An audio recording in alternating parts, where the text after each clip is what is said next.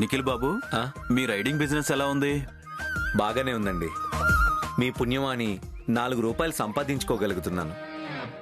అందులో నా పుణ్యమేముంది బాబు, అంతా మీ కష్టమే.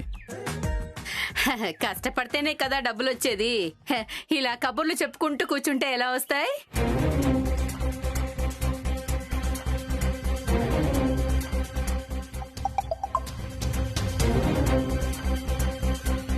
ఏంటి, రైడ్ వచ్చిందా? అవును. ఇంకా టిఫిన్ చేయలేదు కదా, క్యాన్సిల్ చేస్తానులే. బుద్ధుందా నీకు? ఆ?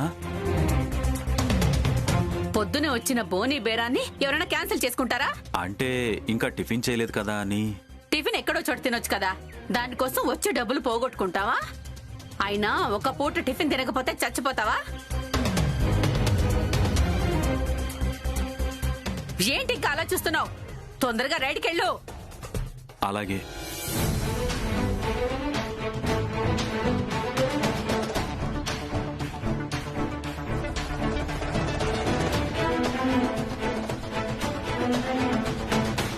మా బావ సంపాదించడానికే పుట్టాడు, మా అక్కేమో తినడానికే పుట్టినట్టుంది. నిఖిల్ బాబు, ఇదిగోండి మీ లంచ్ బాక్స్. నిఖిల్ ఇప్పుడు బయటికి వెళ్ళగానే తులసిని మెల్లగా మాటల్లో పెట్టి ఆ అగ్రిమెంట్కి ఒప్పించాలి.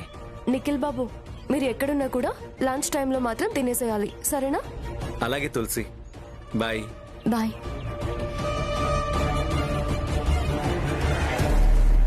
నిఖిల్ వెళ్ళిపోతున్నాడు. ఇప్పుడు తులసితో మాట్లాడదాం. అమ్మా తులసి. ఏంటండి? నిఖిల్ బాబు ఉన్నాడా అమ్మా? లేరండి, ఇప్పుడే వెళ్ళారు. అవునా, వెళ్ళిపోయాడా? ఒక ముఖ్యమైన విషయం మాట్లాడదామని వచ్చానే. ముఖ్యమైన విషయమా? ముఖ్యమైన విషయం అంటే అదేనమ్మా, నీ పాటకి సంబంధించిన విషయం. సోషల్ మీడియాలో నీ పాటకొచ్చిన రెస్పాన్స్ చూసి ఆ ఛానల్ ఎండి నీకు సన్మానం చేస్తానని చెప్పాడు కదా. అవును, చెప్పారు. ఆయన ఇప్పుడు నీకు మంచి ఆఫర్ కూడా ఇస్తున్నాడమ్మా. ఆఫరా? అవునమ్మా, నీ పాటతో వాళ్ళ ఛానల్కి విపరీతమైన క్రేజ్ వచ్చేసింది. అందుకే 1 ఇయర్ పాటు వాళ్ళ ఛానల్లో నువ్వు పాటలు పాడితే 5 లక్షల రూపాయలు ఇస్తావంటున్నారు. 5 లక్షలా? అవునమ్మా, 5 లక్షలు. ఎన్ని రోజులు నిఖిల్ బాబు ఎన్ని రైళ్లు చేస్తే 5 లక్షలు సంపాదిస్తాడమ్మా? ఆలోచించు. నిజమేనండి. పైగా ఆయన అలా బైక్ నడుపుతూ కష్టపడుతూ ఉంటే నాకు చాలా బాధేస్తుంది. ఆయన కష్టం తప్పిపోయి నీ బాధ ఎగిరిపోవాలంటే ఇదొక్కటే మార్గం. వెంటనే మనం ఆ బాస్ని కలిసి 1 ఇయర్ పాటలు పాడటానికి ఒప్పుకుంటున్నట్టుగా అగ్రిమెంట్ మీద సంతకం పెట్టావనుకో, స్పాట్లో 5 లక్షలు ఇచ్చేస్తారు. అప్పుడు మీ కష్టాలన్నీ తీరిపోతాయి. అలాగేనండి, ఆయన వచ్చాక ఆయనతో మాట్లాడతాను. అలా అగ్రిమెంట్ చేయాలంటే ఆయన ఏమంటారో ఏమో. ఆయన ఏమన్నా కూడా నువ్వు ఒప్పించాలమ్మా. ఇటువంటి అవకాశం మళ్ళీ మనకి రాదు కదా. నిఖిల్ బాబు కష్టాన్ని నువ్వు చూడలేకపోతున్నావు కదా. ఆ కష్టం తప్పించాలంటే మరి పని చేయాలి, తప్పదు. ఆలోచించుకో. పిల్ల ఆలోచనలో పడింది. 5 లక్షలు వస్తాయంటే ఎందుకు ఆలోచించదు?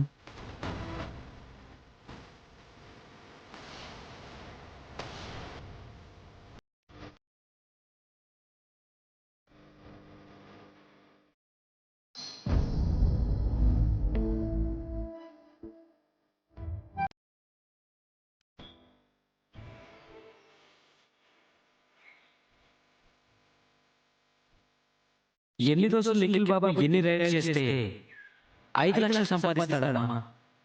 ఆలోచించు.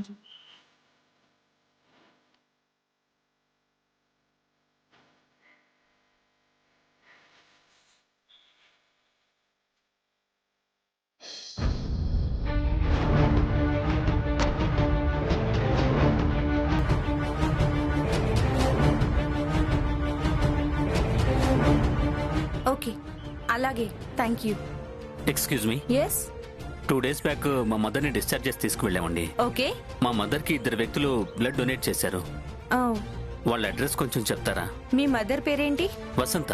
1 minute సార్.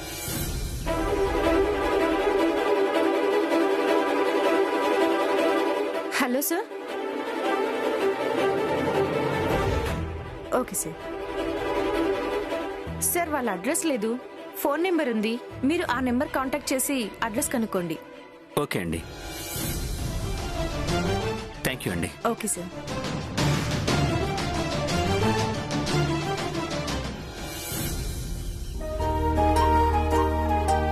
మమ్మీ, వచ్చావా నాన్న? నాకు రక్తం ఇచ్చిన వాళ్ళ అడ్రస్ కనుక్కున్నావా? అడ్రస్ తెలియలేదు మమ్మీ, కానీ వాళ్ళ ఫోన్ నంబర్ తెలిసింది. అవునా? అయితే ఒకసారి ఫోన్ చేయి నాన్న, వాళ్ళతో మాట్లాడతాను. Okay mummy.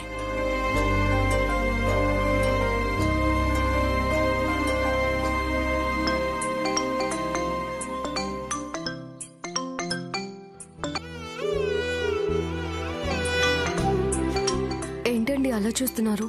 ఎవరి ఫోను? అన్నయ్య ఫోన్ చేస్తున్నాడు. హలో. హలో, నా పేరు అశోక్ అండి. మా మమ్మీకి మీరు బ్లడ్ ఇచ్చారు కదా, గుర్తొచ్చిందా? అమ్మకి ఎలా ఉంది ఇప్పుడు? బాగుందండి. అమ్మ ఇప్పుడు ఒకసారి మీతో మాట్లాడతానంటుంది. మాట్లాడండి. ఇవ్వండి, మాట్లాడతాను. ఆ, హలో,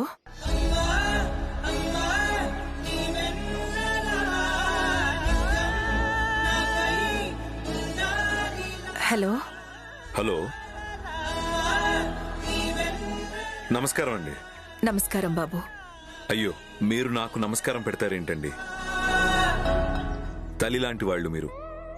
మీరు నాకు నమస్కారం చెప్పకూడదు. నేను మీకు తల్లి లాంటి దాన్నైతే మీరు నాకు దేవుళ్ళలాంటి వాళ్ళు బాబు.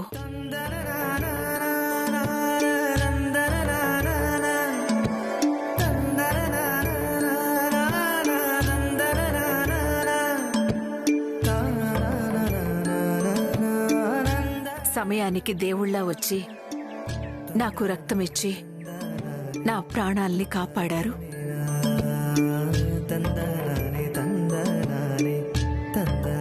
అలాంటి దేవుడికి నమస్కారం చేస్తే తప్పేముంది బాబు?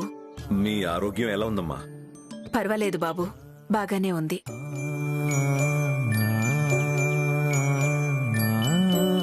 సమయానికి రక్తమిచ్చి నన్ను బ్రతికించిన మీ దంపతుల్ని చూడ్డం కోసం మీ ఇంటికి రావాలి అనుకున్నాను.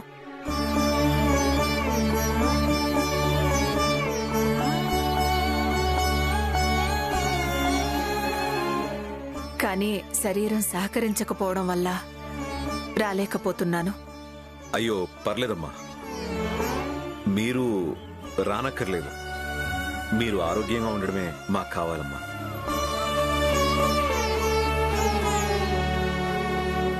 నువ్వలా అమ్మా అమ్మా అని పిలుస్తుంటే నా పిల్లలే నన్ను పిలిచినట్టు అనిపిస్తుంది బాబు.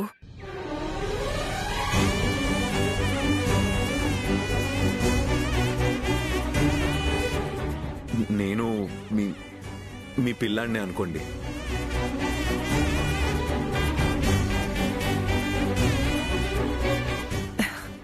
సంతోషం బాబు, చాలా సంతోషం. ఒకసారి మిమ్మల్ని చూడాలనిపిస్తుంది బాబు. మీకు అభ్యంతరం లేకపోతే ఓసారి మా ఇంటికి రాగలరా? అంటే అది అభ్యంతరం అంటే అది మీలాంటి పెద్దవాళ్ళ దగ్గరికి రావడానికి అభ్యంతరం ఏముంటుందండి?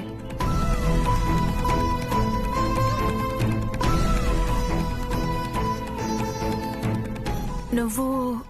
నేను మీ కోడలండి.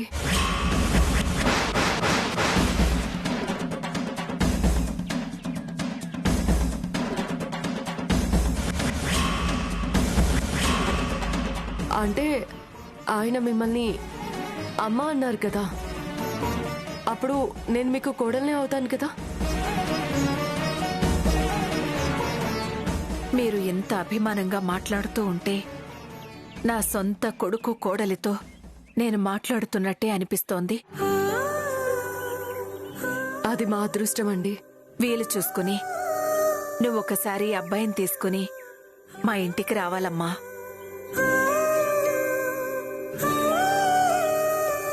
మిమ్మల్ని కళ్ళారా చూస్తే గాని నాకు తృప్తిగా ఉండదు.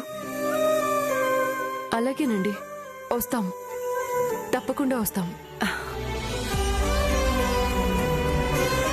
ఎప్పుడు వస్తామనేది మళ్ళీ ఫోన్ చేసి చెప్తాము. అలాగేనమ్మా, చాలా సంతోషం. ఉంటానమ్మా. మంచిదండి.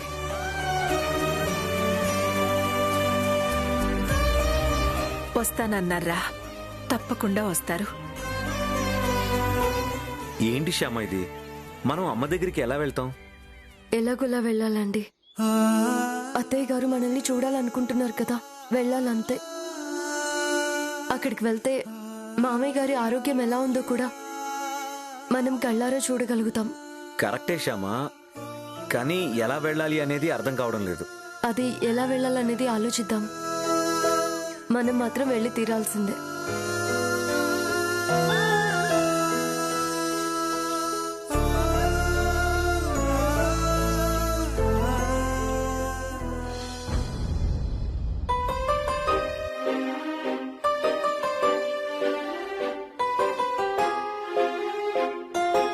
అత్తయ్య గారు, కొంచెం భోంచేయండి. వద్దమ్మా, వద్దు. వద్దంటే ఎలా అత్తయ్య? మీరు వెజిటేబుల్స్, ఫ్రూట్ జ్యూస్, భోజనం టైం ప్రకారం తీసుకోవాలని డాక్టర్ చెప్పారు కదా. డాక్టర్ మాట వింటేనే కదా మీకు నీరసం తొందరగా తగ్గుతుంది. మీరిలా వద్దు అంటే మాత్రం నేను ఊరుకోనత్తయ్య. డాక్టర్ గారు చెప్పినవన్నీ మీరు తినాల్సిందే, తాగాల్సిందే, అంతే. నాన్న అశోక్, ఏంటి మమ్మీ? మీ నాన్నగారు మంచాన పడ్డప్పటి నుంచి ఫ్యాక్టరీ పనులన్నీ కుంటుపడిపోయాయి. నీ పెద్ద తమ్ముడేమో ఫారిన్ వెళ్ళాడు. నీ చిన్న తమ్ముడేమో ఇంట్లో నుంచే వెళ్ళిపోయాడు. ఉన్నది నువ్వొక్కడివే. ఫ్యాక్టరీ వ్యవహారాలన్నీ నువ్వే చూసుకోవాలి.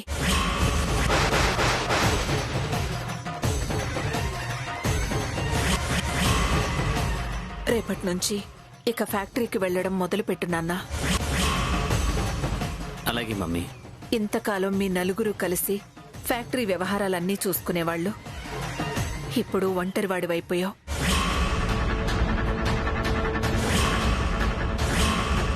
ఒక్కడి నెత్తినే అంత భారం పెట్టాల్సి వస్తోంది. కానీ తప్పట్లేదు.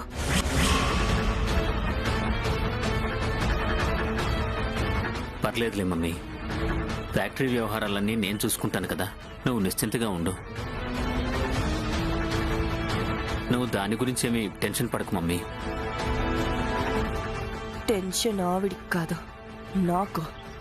నా చేతికి దక్కాల్సిన ఫ్యాక్టరీ పగ్గాలు నీ చేతుల్లోకి వస్తున్నాయి కదా, అందుకని నాకు టెన్షన్గా ఉంటుంది.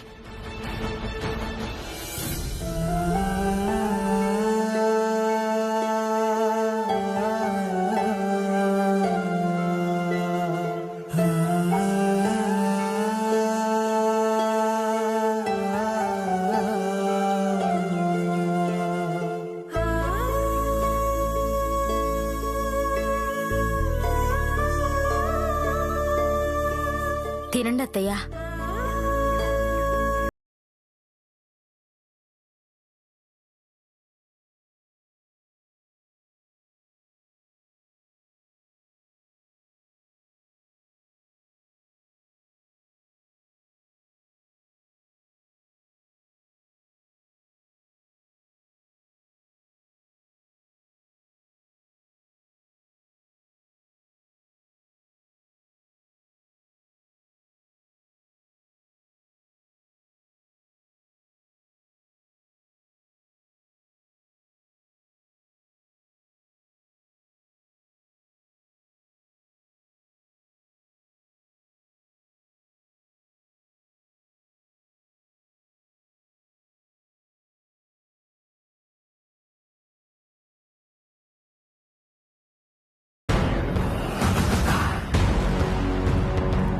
హలో.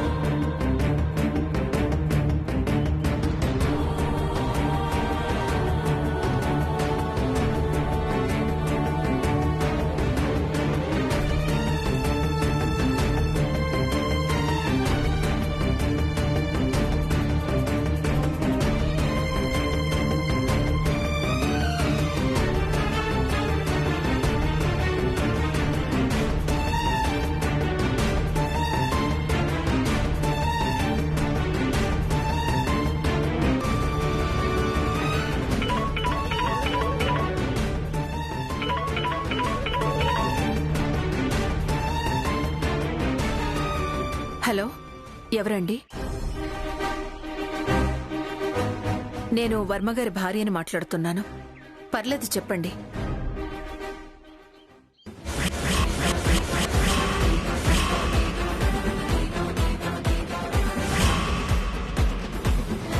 అవునా? అలాగా? ఎప్పుడు? ఓకే ఓకే, సరేనండి. మా అబ్బాయికి చెప్తాను.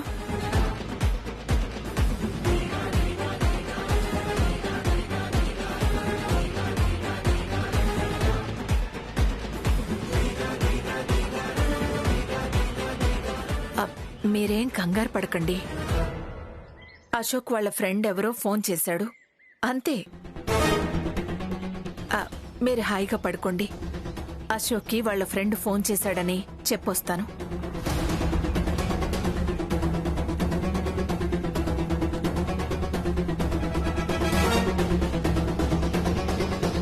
అశోక్, నాన్న అశోక్, అశోక్. ఏంటి మమ్మీ? కలకత్తా బ్రాంచ్ మేనేజర్ ఇప్పుడే మీ నాన్నగారి ఫోన్కి కాల్ చేశాడు. అవునా? ఎందుకు చేశాడు? అక్కడ బ్రాంచ్లో ఏదో ప్రాబ్లం మొదలైందంట.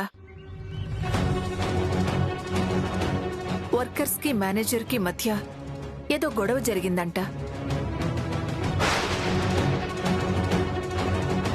మేనేజర్ మీద వర్కర్ చేయి చేసుకున్నాడంట. మేనేజర్ కూడా ఎదురు తిరిగి కొట్టాడంట.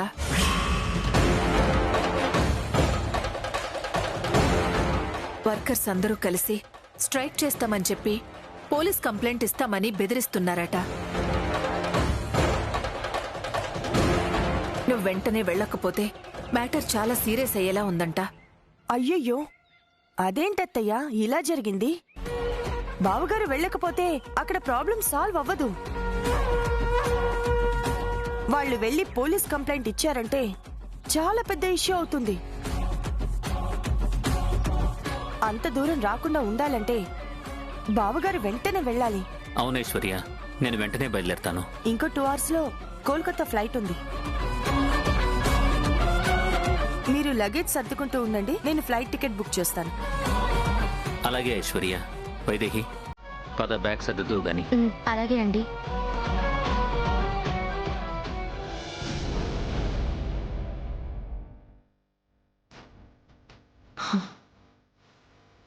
ఏంటో అన్నీ ఒకేసారి వచ్చి పడ్డాయి. వచ్చి పడలేదు, పడేలా నేనే చేశా అత్తయ్య.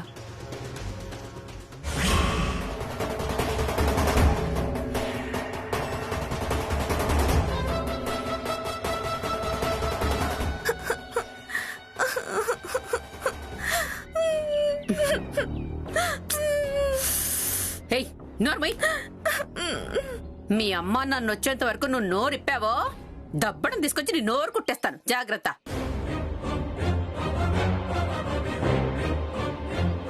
పాపా, అమ్మా పాపా, పాపా, అమ్మా పాప.